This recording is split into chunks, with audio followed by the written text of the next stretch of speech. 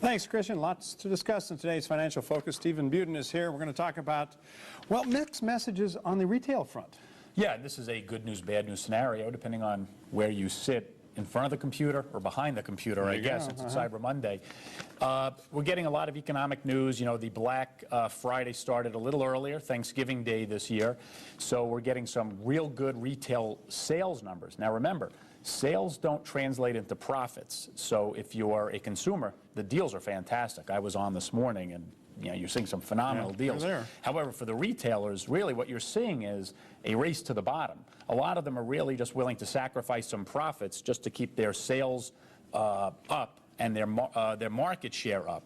Now, how that translates into their profits come January or February will really be revealing, because it's great to get people into the malls, but at the end of the day, these companies have to survive, too. But isn't the whole point of Black Friday, which means that's the Friday when they finally get into the black after a whole year of biting the bullet, isn't the point to make enough profits so they stay at least afloat the rest of the year? Well, that's the theory. Now, with the prices so low and the deals so great, a lot of these items that they're selling you have very low profit margins. Right. So if they're if they keep knocking it down 10, 20, 30%, that just eats into their profits. So again, it's great for us consumers, but at the end of the day, you need some of these companies to survive, so there is competition later on.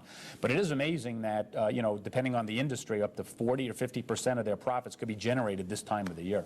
You know, a lot of things are looming, a couple of deadlines. We're going to talk about the fiscal cliff in a second, but we've been talking about Europe all year, and the problems in Greece, and Spain, and everywhere else. And is it still there? Is it all that just magically gone away? They're having more meetings today, and I bring this one up only because why not end the year the way we started it? We talked about Europe in January, saying that you'd have potentially some resolution to their issues. Here we are at the end of November, and still nothing's been done. I bring that up just because we need to keep the pressure on Washington to not have us follow that path. You know, after the election, we had some real nice kumbaya moments when both parties got up in front and had press conferences and said, we'll work together. 20 minutes or so. And it lasted, if that. And I think the Thanksgiving holiday may have put a little bit of a break on that, and the momentum was lost. And these are such difficult decisions that have to be made by folks who don't like to make difficult decisions, that we need to keep that momentum rolling. And with 35 days to go, I don't expect any sensible legislation to be passed, because it is pretty complex, but you need to hold their feet to the fire here. And over the weekend you had politicians on both sides of the aisle showing some willingness to compromise. Again, the devil is in the details, and I'll always come on and try to sift through some of the rhetoric here and give you some indication as to what's realistically going to happen. Well, there's been a magical word lately come up called extension. And they seem to just take their trouble and say, we'll pass the buck on to next year. Is that likely to happen, or are some of these things like the payroll tax cut, is that going away? I think the payroll tax cut is going to go away. I think there's bipartisan agreement that you'll see that happen. But, with these guys, you never know until it's officially done.